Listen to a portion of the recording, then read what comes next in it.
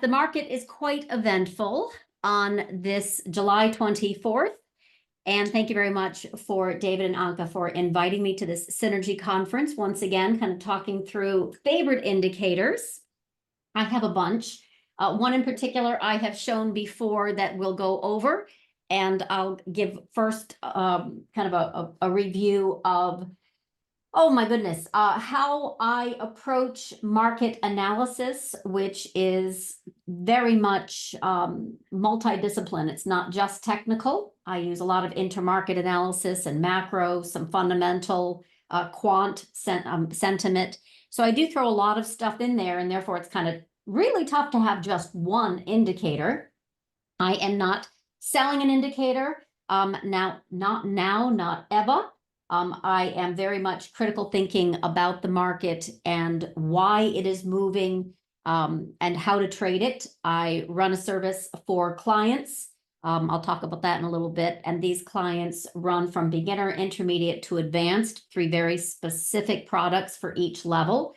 And as such, it is not just one indicator. I know that folks are looking for, that kind of easy way. But I actually think the market is a much more complex creature, very, very interesting to me to kind of look at it as a puzzle. And I'm always looking at it as a puzzle, which excites me every day, which helps me get out of bed. I totally love what I do. I love market analysis. And if I just traded one stock, or if I just used one indicator, I'd be bored out of my mind. So this is not, really pitching any particular approach to a off-the-shelf or custom indicator. These are my favorite indicators that I use after I have done my analysis to size up what I call low-risk entry, whether long or short, and some of the tools that I use. So I hope it's helpful. If you have any questions, definitely hit me up in chat. This recording obviously will be available, but a lot of this is obviously looking at trades right now, what has worked recently and where I saw the market going into today and why, etc. So there is obviously an element of this that is just familiarity with market dynamics and seasonality and all the other stuff. But hopefully this will help with your future analysis that you do yourself. So first of all, and I am Samantha LaDuc, founder of LaDucTrading.com, and you can find us over at LaDucTrading.com website, where hopefully you'll check it out. I have, oh goodness, I have been active in the markets since about 2009, actually. Lehman Brothers, yeah, that's it. So, and if you are looking, here's my website. So LaDucTrading.com. Get the trade before it happens, because that's very much what I am focused on. Macro to micro market timing calls. I absolutely support active traders, investors, as well as institutions, long short portfolio, all asset classes. And I very much focus on what I can deem a chase, swing, and trend time frame. I do not work alone. So I absolutely offer custom trade engagement, not only with clients, but I also have a team that supports clients, which is really, really cool. And that's specifically options. I will admit we've got a lot of option traders. I am specifically focused on options as well for money flow. That's one of the, I wouldn't call it an indicator, but it's absolutely one of the skills that I have learned over the years. That it very much is required for spotting very large positioning in options to help support momentum, long or short. And long story short, I have a whole team of client dedicated subject matter experts. So check out the website at your convenience. My particular focus is really that macro to micro. I come from a tech entrepreneur background, which is to say that I started a global kind of content management services business, and then I sold it when my son had a medical emergency back in 2007. I was very much trying to figure out what I was going to do when he went back to school, and decided I loved this, business brain, and I wanted to study lots of different businesses, since I didn't know what business I really wanted to go into, if truth be told, since I had sold mine a year and a half prior, when the market started kind of acting funny. So it was September 18th, 2008, where I said, hey, something's up. And I'm kind of like, this portfolio is important to me, so I'm going to pay more attention to it. It's literally how I fell into this, and I wanted to meet my 3 kids off the bus every day, and did not want to travel. And that was really, really, really important to me. So I've been literally sitting at my desk ever since. And I love working from home, and my children are now gone, right? They're all gone. 2 in Europe, and they moved from home. So now I have lots and lots of time to focus on my kids. Anyway, lots of personal challenges, and they feed that whole experience, that trading is a personal experience and journey. So I really wanted to provide an organization. That's what I wanted, a community of folks like me who wanted to share their analysis, their trade setups, but also support clients actively. And I actually assembled a stellar team of 10 contributors, full-time, client dedicated contributors. They're awesome. Some of them were clients that now work in dedicated support roles where they share their analysis, trade setups, and support clients. So I'm very focused on macro to micro, and also bridging the gap between retail and institutional. That's a thrill for me. And these are the fabulous folks that have come along for the ride. And I do not mean this lightly. This is amazing that I have been able to assemble these incredible brains and colleagues. Like we work better for clients when we share, and this is just what we do. I love the fact that we have our very different perspective in how to look at the market. And as I say, folks really need to interpret the market in a language they understand. Everyone is so different in this regard, right? I come at it from very much a retail background. I just explained to you, right? Coming in September 18th, 2008. Craig ran, hedge funds in New York City, moved to Naples during COVID. He was a client and literally said, hey, why don't we work together? What'd you think about it? And we have ever since. This is also a family. James has actually husband of a really, really good friend of mine. I went to visit and literally started, and they lived in Spain. They moved to Spain from the Massachusetts area, and we've been working together ever since. So 6 years. Jeffrey, I could go down the list. The point is, everyone here has a very unique perspective. Hans has managed billions in portfolio risk through options and hedging strategies for funds. I have Bob is an oil trader, and his father before that was an oil trader. Alexander actually was a client, an Edge client for years, and his biopharma analysis and trades were stellar. So he stepped up and he provides all of his analysis, deep dives into the biotech healthcare space. Jeffrey is classical economics. He was a portfolio manager in New York, but his brain is just so large as it relates to bonds and precious metals. Oh my goodness. So anyway, I have Archana, who's worked with me since the beginning, also a client. Mikey, my live trading room coordinator. Tiffany focuses on gamma options trading. Nell on futures. Rithika on Elliott Wave. All of these people I've worked with for years. The most recent is Hans this year. So I have a very, very solid team of contributors that span lots of subject areas and very, very specific ways of how they trade, which I thought was fabulous for clients to kind of learn from. Anyway, so long story short, I'm not alone. I just wanted to get a feel, and you'll see that on the website. And then we try to basically divide up and conquer the different types of clients that we have. We have Mostly, I would say the club focus, which is where I only offered a service for a long, long time.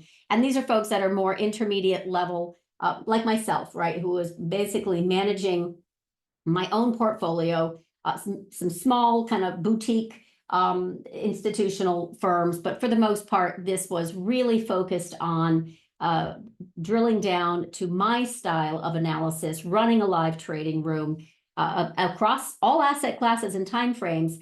But there was a need for adding in a beginner level. And then I literally had this fabulous, I thought anyway, team that could help not only translate some of my more sophisticated talk, but also support clients as they are learning how to trade, because they need to manage their own risk. They need to learn how to manage their own risk. It's not about just following someone's trade blindly. I never, ever wanted that. So sharing trades is great. I love doing that, but I don't want anyone to follow blindly. Anyway, that is what created, we've got 5 team members that support clients here. We've got 10 team members here, including myself. And then this is very specific because of the hedge fund focus with Craig and Jeffrey. We've got kind of like a new hedge fund management approach and a classical hedge fund management approach. And then myself that tries to bridge the gap and of course time everything.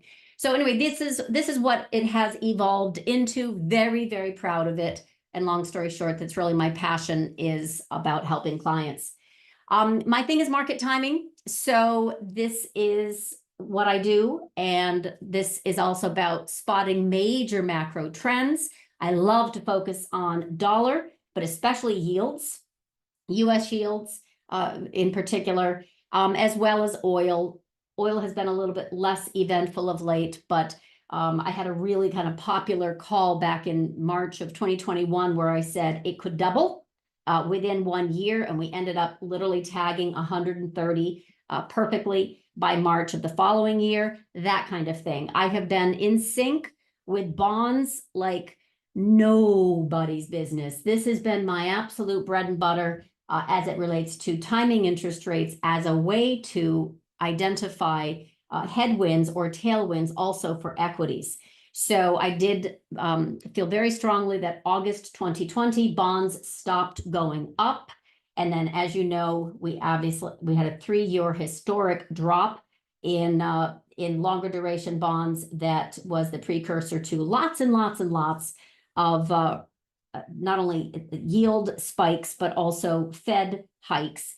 And I like timing when they're going to pause. I like timing when they're going to cut. So I'm very focused on macro trends in a big way, and then translating that into a market structure, especially around sector rotation. So this recent rotation out of concentration risk, I like to call it, into value, was extremely well timed. And I've got charts that I can show you for that. But the point is, I really, really like to do this and help clients position. Right now, it's short the Qs, right? And then long safety plays, whether it be staples or, lovely healthcare, which has been doing great, large cap value, utilities, etc. So I'm looking at how all of this interrelates, from currencies to commodities to cryptos, bonds, stocks, you name it. That's my passion for the market. I want to see how everything works. So can you see how one indicator would never, ever cut it? All right. That is kind of the background. I have been on stuff, right? Bloomberg, I just recently had a segment about a month ago where I talked about the rally isn't done yet. And I love to do, that kind of option positioning as well, where as soon as we reached a level of Qs, I said, now we're going to pull back. So I'll show you that. But anyway, I've got, some media attention, which is nice, but I really do most of my analysis live every day in my live trading room, as well as post in our Slack member workspace. My focus for kind of looking at the market has been a secret sauce that, again, is not one indicator, but intermarket analysis. And it's the divergence and comparison of cross assets. Sounds pretty fancy, but it really just helps me identify sector rotation and or outliers that need to revert. So recently I had posted for clients several weeks ago that RSP relative to SPY, which is equal weight SPY, was ready to revert, which would cause pulling down of this MAG 7, or you will, the NASDAQ 100 concentration risk. And it worked really well. I spied that from an intermarket ratio. Anyway, I'll show you another one, another growth value ratio that I also use. Macro is also a backdrop trying to read when we're going to have inflation, deflation. I recently timed the deflation in the CPI print that we got just a few weeks ago, which was the first negative print since May of 2021. That was pretty cool. That helped very much for my theme of growth to value and such. So intermarket is important, macro is important, sector rotation is important, volatility is important, and I am very much focused on, as I mentioned, option structures. None of those are indicators, right? These are all helping for me to create a really strong market timing call, and then I use my indicators to prove or disprove if I'm on the right track. So that's where I really am focused, just to kind of give you a backdrop. Most folks will be really, really pushing that one indicator approach. And as I've already mentioned, no, it's not for me. And I don't want to complicate it for you. I'm just going to be honest how I work. It works extremely well for clients. It works where I can say with high conviction, right? Or I can say if then, or I can say I don't know. And the indicators that I have that I really like from a technical standpoint are clearly bread and butter. I go over them every single day. Again, live trading room, post my annotated charts, right? Post the stops, the profit targets, because my indicators help me identify the low risk entry. But overall, for me to be interested in a trade, long or short, with high conviction, I have to have a lot more going than just an indicator. A lot more going. It's like the macro, the intermarket, right? The option flow, not to mention a little bit of the backdrop in sentiment or quant, and then absolutely technical. So only one of those areas is really technical, which I know is kind of most start out with technicals, because they can really kind of master an indicator, and then they can add more indicators and they can layer it on, then they can get rid of stuff that doesn't work. So that's what I'm showing you. For me, chart patterns are really important. I am talking about candlesticks. If you haven't studied candlestick patterns, oh my God, they're awesome. So candlestick patterns are a major indicator. I call it indicator, right? That I use on weekly, on daily, on hourly time frames. They're very powerful, but don't get overwhelmed. Like, pick your top dirty dozen and become master of those. The biggest advice I can recommend is, interpret the market in a language that you understand. There might be 120 candlestick patterns. I picked 12 that I really, really like, and I own those in my mind, so I know exactly when they trigger the probabilities of what happens next. Chart patterns also. You've heard of head and shoulders. You've heard of wedges. You've heard of, trend line breakouts and breakdowns and, fake failures, what I call fake breakout, fast failures. Those are absolutely helpful, because a behavior of a stock kind of has a repeating pattern, right? So you study chart patterns, very helpful. You study candlestick patterns, very helpful. Core moving averages. This is all the free stuff, by the way, right? This is absolutely core moving averages. For some of you will be like, oh, come on. No, it's really, they're support and resistant levels. All of this stuff is. So, candlesticks create this kind of buying and selling auction. And core moving average, at the core, moving averages and trend lines are just a fancy way of saying support and resistance. The difference is that I use them on multiple time frames. So support and resistance to me, if I put it on an hour and a day and a week, and then I put those 3 charts side by side, I can tell which is stronger. It's always going to be the weak. It's like very, very important to kind of zoom in and out. So I find that that's very helpful. Bollinger Bands, hugely helpful. Fibonacci. So if you're starting out in trading, this is definitely where I would spend some time in mastering. And there are so many books. There are so many, free videos. Not all of them are great, but nonetheless, you put in the time, you learn how to use some of these indicators. Momentum indicators and oscillators, there's a lot of interpretation that goes into that. I will show you what I mean by like a stochastics. I'm sure many of you are familiar with stochastics. They're not the be all and end all, but man, they're helpful, right? Overbought, oversold. When you learn how to study oscillators, you become very efficient, right? But they're not the be all and end all. Gap trading, I can't even tell you how much I love gaps. So if you're in my live trading room, you know that I have dotted lines in pink where there are gaps, and most products that we trade are very, very non-gappy products, which means that there's much more sponsorship volume. They're not thin, they're not pink slip, they're not OTC. I don't deal with any of that. But the point is, they're very, very high conviction that when a gap is created, at some point it's going to go and fill that gap. So I'm a big gap trader. I love gaps. Very, very, very high success rate with them as well. So the stuff that becomes a little bit more, let's just say, tougher.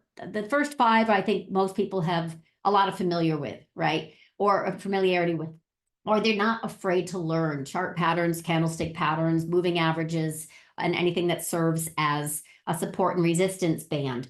Momentum indicators versus oscillators. This is also something that folks become a little bit more comfortable with, right? MACD, RSI, stochastics. I mean, most of you know what these are. Gap trading. Okay, you've heard about all this stuff. Learn it, master it to your own liking, and then you can apply it and find it more quickly, and then apply it. Then that becomes your risk management kind of boundary. What is a little bit difficult is to explain volatility, which is down here, right? This volatility, what does that mean? Historical versus implied, put-call ratio.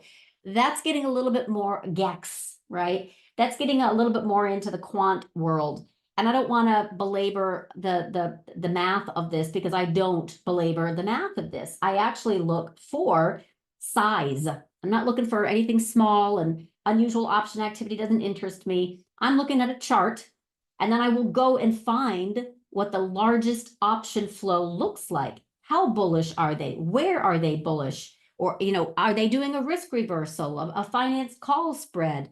Are they selling calls against a core position? So anyway, the point is, I'm looking at volatility maybe a little bit differently than some. It's not a math game for me. It's basically size and extremes. So recently we had a very large rotation from growth to value. It was a 4.4 standard deviation move that created really our present day volatility. It's a beautiful thing. So sometimes it's also delayed. It's suppressed, and all of a sudden it lets go. So knowing that volatility reprices everything, it really does. It's very profitable to study volatility. And the same thing I just mentioned, standard deviation moves, reversion to the mean trading, all really good stuff. Squeezes. People talk about gamma squeezes and volatility. It's what, beautiful, SMCI up 243%, or NVIDIA, whatever. You can have some massive moves in squeezes, and definitely this is an area where you can spend some time and really kind of master that. But that's it. These are the freebie indicators that I use every single day, and I study, and I have studied for years, so I kind of know what to look for. But these are the ones that I would recommend you get really comfortable with. I use one that is very popular, but most do not. And it's the 10-week moving average. And we'll take a look at that when we actually get up into some charts. But before we do that, I just want to reiterate my time frames because they do matter. And for me, when I talk about a chart, I will show an hourly chart, and that is for options trading for the most part. I'm looking at 1 to 3 weeks out. I call that a chase. So we did a lot of chasing today. Beautiful chasing today, short. Oh my God, it was set up beautifully, but I had already had it set up for 2 weeks. But the point is, they are shorter duration, and I use the hourly chart. Swings are more 1 to 3 weeks instead of days, and I use a daily chart, and trends are 1 to 3 months, and I use a weekly chart. Now, if I'm doing this right, if I go into a swing at the right time and it lasts for a few weeks, like gold miners, since March, it actually turns into months. And if the trend starts out well and it's lasting a few months and it doesn't break the rules, it can last a few years. I've got trades on that I put on in the COVID low area that I haven't taken off yet. 2 in particular are uranium. They've done nothing wrong. So this is what I mean by the time frames do matter. So you, in listening to this, have to choose your time frame. Mine is very clear: chase, swing, and trend. And if they're working, chases can become swings, swings can become trends. But the point is, I wanted you to kind of see that. So let's kind of take a look at what we have here in the day's events, and then we can drill in a little bit more of what I'm talking about with specific examples. And I have to go get my chart now, but let me just show you this. Okay. Oh, I did it wrong.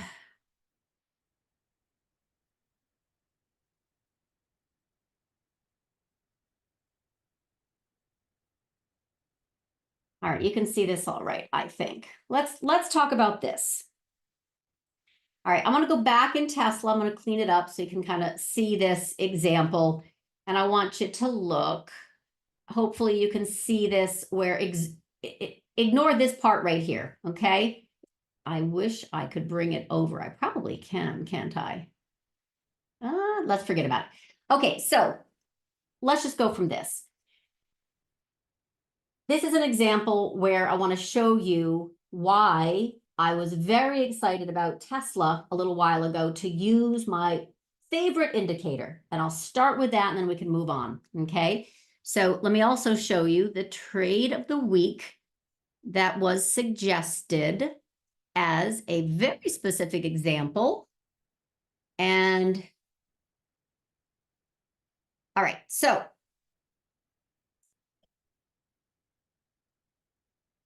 here was a trade of the week that we give for clients, and it was Tesla June 18th.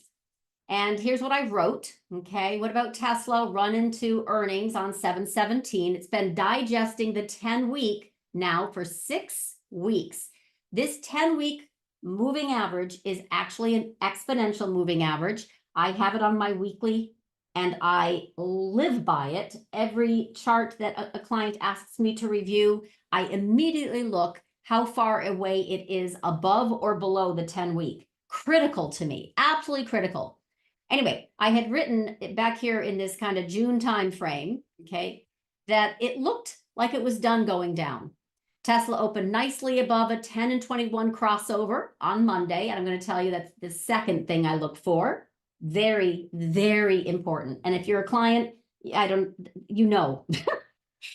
have no interest in picking a bottom in a stock.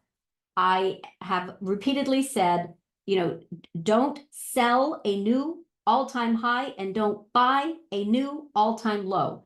But if you have a 10 and 21 crossover, talk to me. So then it's qualified to at least look at it. This is absolutely one of my favorite setups. So it has to close above 117 on a weekly and ideally stay above 183 in order to get back above 190, which is the 21 week. That's I'll show you. And then 194.50 quarterly before pushing into 198, which is the May high and I'm going to show you the chart, okay?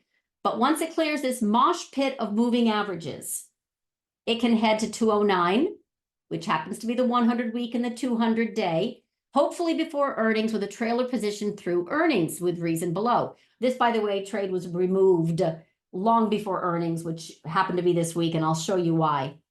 Once above 209, major weekly resistance before or after earnings, I can see potential to surprise by getting to 217. My upper ultimate price target is 237.40 before bears short vigorously again. Again, this is all June 18th, so a long time ago, right?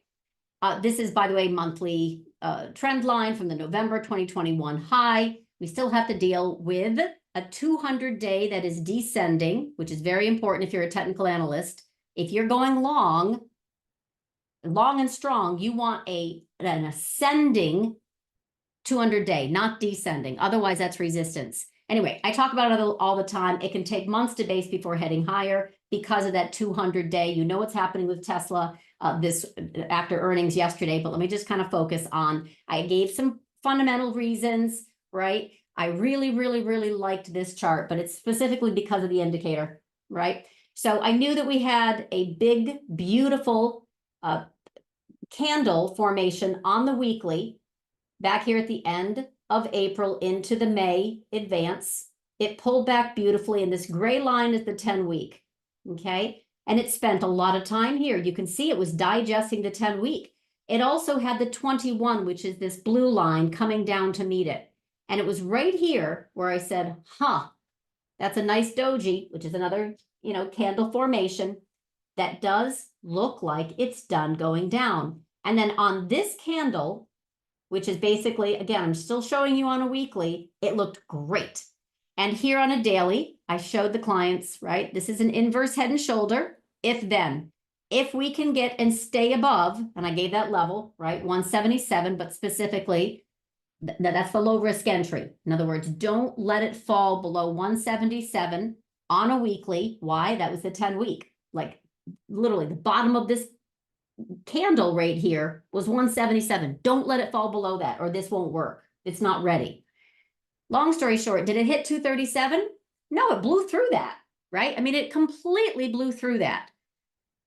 It hit all the way back up into 265, which was the prior December 2029. Okay, so now let's take a look at that right up again so you can kind of see what I had written as a trade, and it somehow has disappeared on me. Oh, duh, got it. Okay, so this was, and Archana, by the way, also contributed her analysis and her option trade. Rithika contributed her analysis and her option trade. Tiffany contributed her analysis and her option trade, all from a gamma or GEX perspective. Rithika is Elliott, et cetera, et cetera. So here are the trading tactics. And basically I had said, okay, let's try a little July, $6.50 calls, but for more of those folks who are risk aware. And remember, I'm a professional advanced options trader, so I love options. I'm not afraid of options. I said, this is a really good one. This is June 18th. I like selling the August 180 put against the August $200 call. In other words, you're selling this, you're buying this, and it was for scratch. So that was the setup. This went to 36.50, the July $200 calls before I took it off. The Tesla continued to move higher, but it had already hit, right, my 237.40. It was way perfect, way too soon. I just didn't see any benefit. Anyway, that option that I just gave you, that option tactic went up 30,000%. Not 30 times, 30,000%. No joke. I posted it in Swing. I said, okay, you guys can stay long, but I'm out. It actually ended up going to 50,000. So the point is, I love the 10-week and especially the 10 and 21 crossover. And it works like that in reverse too, by the way. So now this is not what I wanted to show you. I wanted to kind of go in and show you some other things, which you can find if you're also looking for, hold on one second, a little bit more of my analysis from a written standpoint, and you're not a client because I put all of my stuff that is to say clients get all of, market thoughts as it relates to, what are we doing now? Just recently. Hold on. All right. So I'm finding it. Make hay while the sun shines, right? So July 10th, for example, and again, I'm using these indicators also for shorts, had already spied that the Qs likely would move up into about the 504 or 505 area. So on July 10th, I'm like, careful. We're really, really, really getting close. And then I spied a very large option structure that said 5650 is massive resistance, massive, massive, massive resistance. Okay, that was July 10th. Now, as you can't see, but if you were a client, you would be able to see all of this. I also did my intermarket analysis. I'm always referring to the 10-week, the 10 and 21 crossover for longs. I'm also for shorts. Point is, I had some very strong other analysis from options to intermarket. This was a divergence chart of RSP to SPY, which, remember, I just told you that intermarket is actually my secret sauce. This showed that equal weight SPY had already cut through the 2020 lows of COVID, the 2009 lows, the 2003 lows. It had cut through all of it like butter. It was due for a reflexive bounce.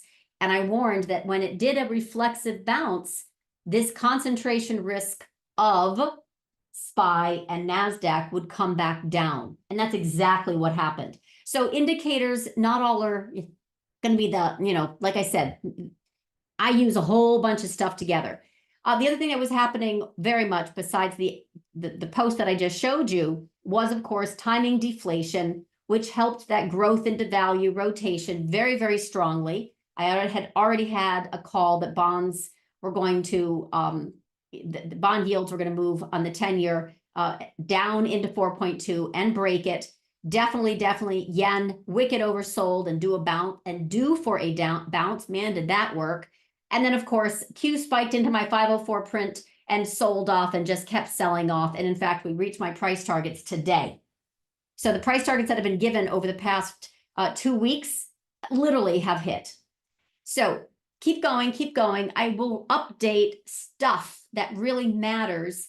That is about sector rotation, individual stocks, options, volatility, et cetera, and we're not done, right? So this is an ongoing, I use lots of indicators type of thing, but as it relates to the 10-year, I want to see how market reacts to the 10-year above or below. And now I want to show you, since I was obviously very growth to value rotation focused, I not only timed this pullback with precision, but also said, be safe, right? Safety pays. Like, take a look at everything. XLV, it's above the 10-week. XLK, SMH, all the stuff that you're used to is now below the 10-week.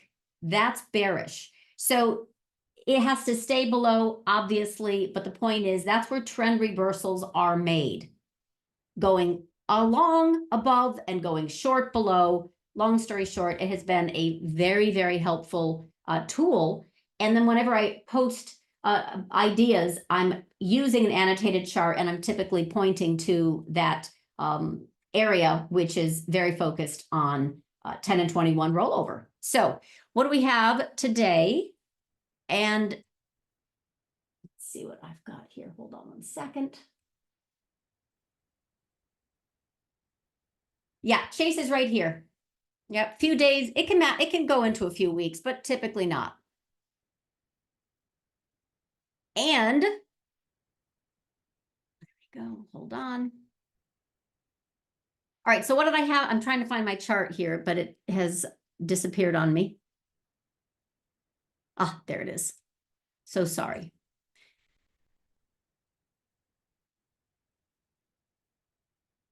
All right, so one of the things that I did for clients was this, okay? Back here, I had a fib level. Remember we talked about fib level? I said, we've tagged an area, this kind of 504 area. Be careful for a pullback to the 10-week. Then I'm going to kind of show you what I saw forming and posted for clients. We get below 496. My lotto short for last week was 479. With an overshoot potentially to the 10-week. This is the 10-week, by the way, right?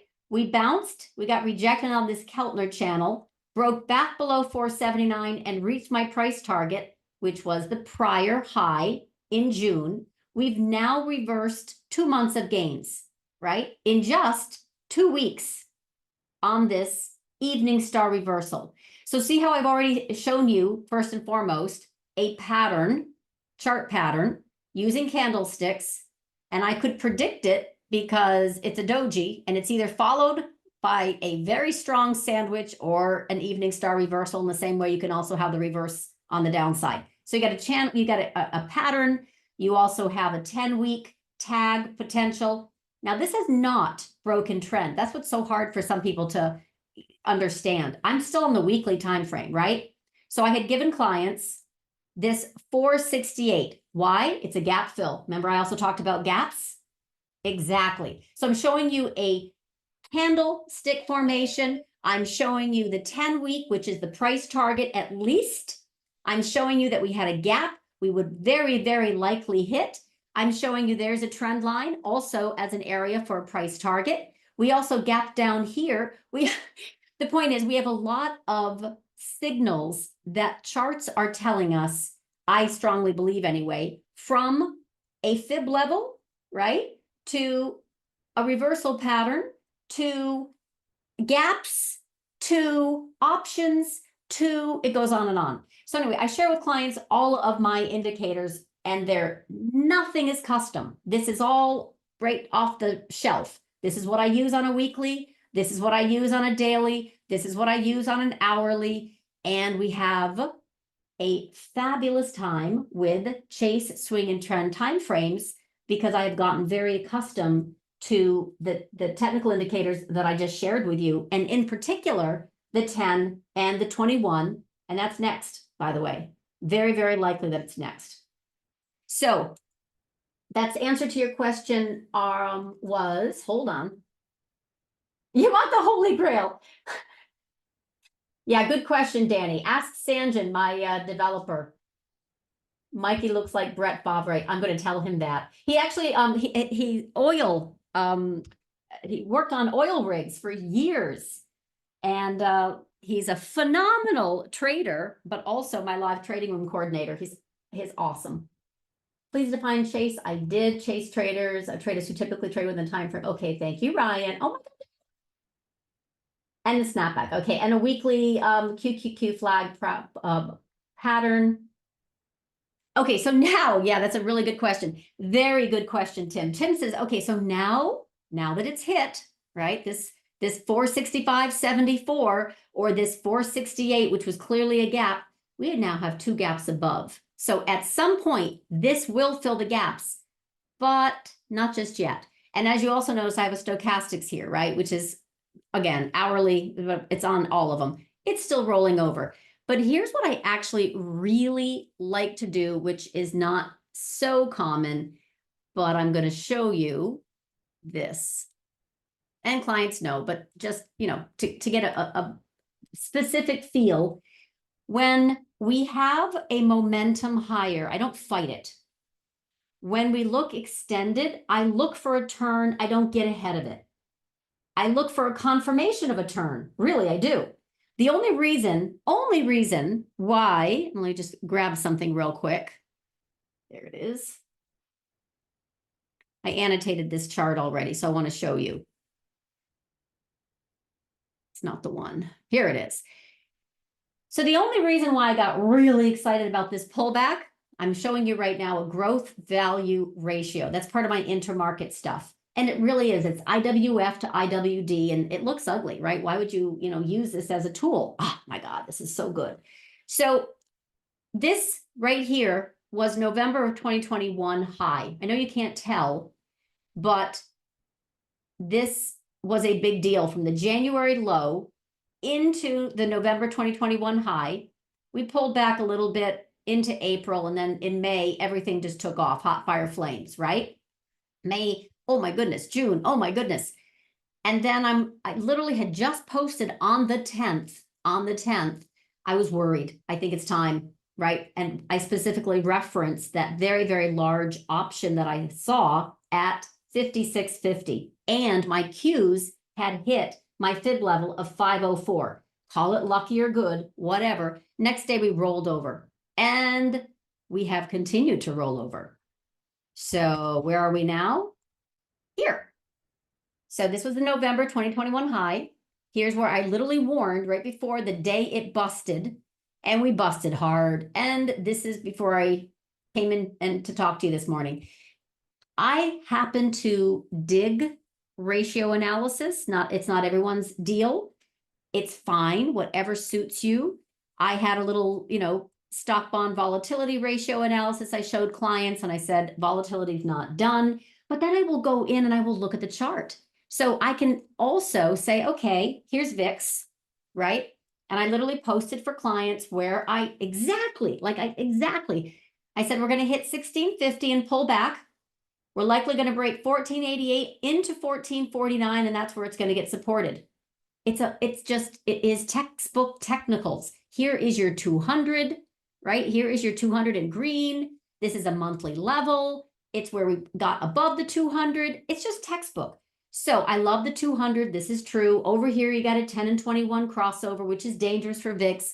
I gave my upper levels for VIX, and anybody who says you cannot technically analyze VIX, bite me. I have done this for years. I love technically analyzing VIX. This is exciting for me. I have no problems with it whatsoever. Anyway, long story short, VIX is bid now, but first, before VIX got bid, we had sector rotation. We had growth into value, and that's very important. So there's always going to be, in my humble opinion, I'm trying to find the line in the sand, there's going to be rotation. In lieu of rotation, once the money, stops kind of rotating, then there's volatility. And why is this, you can also see the 10, by the way, right? Came down, it's still supported, got a little bit below, and then boom. 212 is this area of key support on a weekly for the IWM, of which we all know 40% are unprofitable. So pick the large cap value, which are profitable. It's okay. Anyway, the point is, this is very much my secret sauce of looking at technicals, very consistent on these time frames, very much looking at the rotation that's going on underneath the surface, and or if volatility is done going up. And this is the result we had this morning, right? Very, very, very profitable. Chasing Tesla even short from the open. Several clients have been already short AMD and Meta, after earnings or, into this pullback for the past 2 weeks. But I think the point is that unless you kind of get comfortable with interpreting the market in a language that you understand, everybody has their approach, right? Craig is much more macro, and I am more focused on sector rotation and technicals and my intermarket, secret sauce.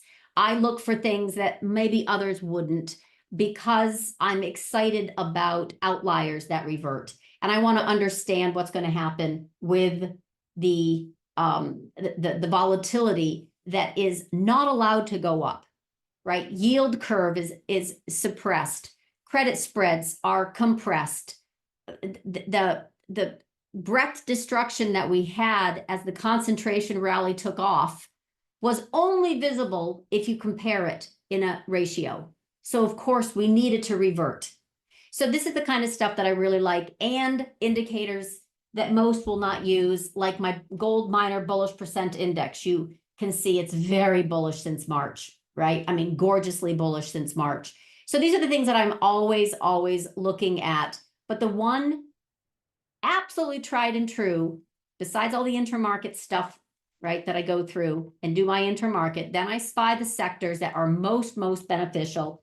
For example, you don't see much degradation in, or much selling in GDX, firmly above that 10. Look at that 10. Isn't that gorgeous? All right, XLU. How's XLU doing? Yeah, it's holding above the 10. Not too bad. How about XLP? We're talking defensives. We're talking safety.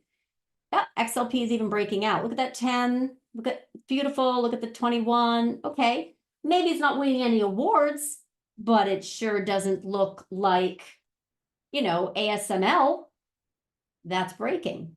It doesn't look, NVIDIA won't fall over just yet. But the point is, SMCI is breaking, Dell is breaking, then you have NVIDIA will break. It's the hardest one to break for all kinds of reasons.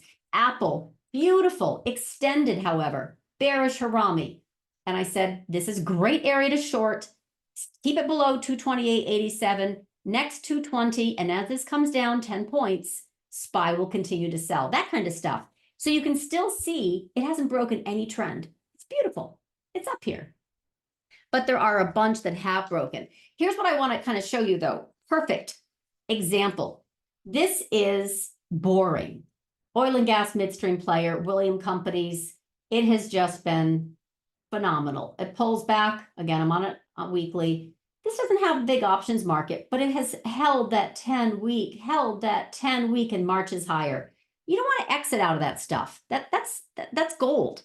I have a whole bunch of scans that I do, and I can show you. Here's another example. Let's just do it randomly. Okay, here, look. Out of how many stocks in the universe? 5,000? It used to be 7,500, but I have a very specific scan, and it includes those that are above the 10-week EMA. I've got 40 in there today. 40 stocks that are doing extremely well. Amgen is already a recommended swing long for clients. AJG is an insurance broker, which is a fave trend long. But let me just show you. Let me just whip through those real quick. I'm going to show you. Look over here.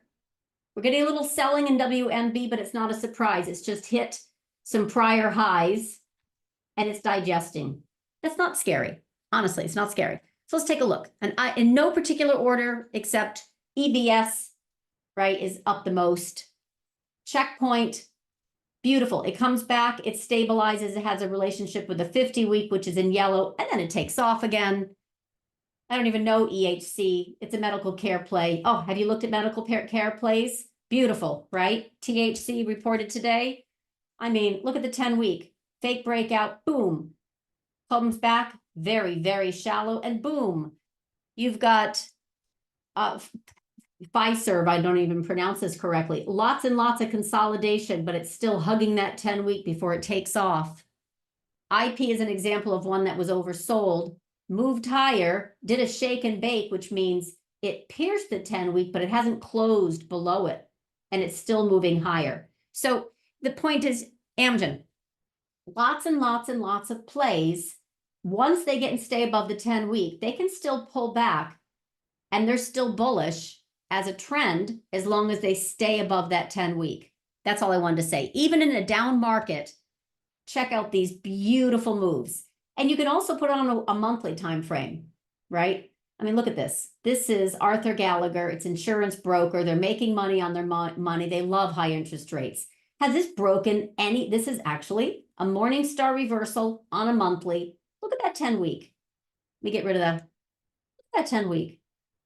Pullback is shallow. Bought, bought, bought, bought. I'm doing this randomly, just from whatever is in I'm just showing you, you want the 10-week, 10-month, whatever, on your chart, if you're a trend trader or a swing trader, period. VRTX, look at this gorgeousness. Look at this. Now, one that I recently worried about and warned about was Eli Lilly. It looks fine. By the way, this is a recommended long at 200. And then recently at 900, I'm like, careful, because on the monthly, it doesn't look bad, except that it's extended. You put it on the weekly, however, there's your 10-week, right? It was up 12 green consecutive weeks before, boom, shake and bake. And where is it digesting? The 10-week. So I really do value the 10-week on a weekly, on a monthly. And it does correspond pretty well with a 55-day, which is often very helpful to finding kind of price targets. And my point is, there's just a lot that is very productive. One recent recommended swing long into trend was ICE. It did break and came down to the next level, but then boom, right back up. So you're going to have to use a little bit of, let's say, fundamental analysis with technical analysis. This happened to be getting into the treasury market. The trading of the treasury market is the largest, so it's very, very beneficial. It's a great new market for ICE to go into, intercontinental. And I knew that, but it didn't respond with drama, but it was holding that 10 and 21 beautifully. It was actually looking like it wanted to break out higher, and it did. So that's all. I wanted to just kind of show some areas where you can use this long, even when we're having such a dramatic pullback today, right? Major pullback, because we're down 3.5%, and more specifically SPY, which was my warning to clients this morning. So when we opened up, this is actually, I'm going to randomly throw in another little lesson learned that I gave clients loudly this morning of high conviction. This is SPX, okay? I had already last week, as you know, because I had that 56.50 as my, that's it, we're not going above, and 504 for Qs. Okay. I had 5505. See this kind of trend line, right? It's kind of, you know, that looks like a pretty logical place for this to come back, and we hit. And then we had Monday, and then we had Tuesday. We gapped down below today. Now, for folks that were already short, they're doing just fine. But at the open, I said, this is so bearish. And why? Not just because it was a gap, but because we gapped below my price target. We literally opened at 5505.84, which key was below resistance level 3 on the hourly. And I literally said to clients, this does not happen. In other words, getting below resistance level 3 is forced selling. And it has been beautiful and gradual all the way down. Very, very, very unusual. Usually you get to support level 3 on the intraday. It's a pivot point, and you bounce right back up like this, right? We rolled over Tesla and Google. It wasn't so dramatic, right? The market was just, it needs to do this. It needs to just get it out of its system, and we will have a reflexive bounce. But the point is, anything below on resistance level 3 means broken, just broken. So it was a really nice continuation chase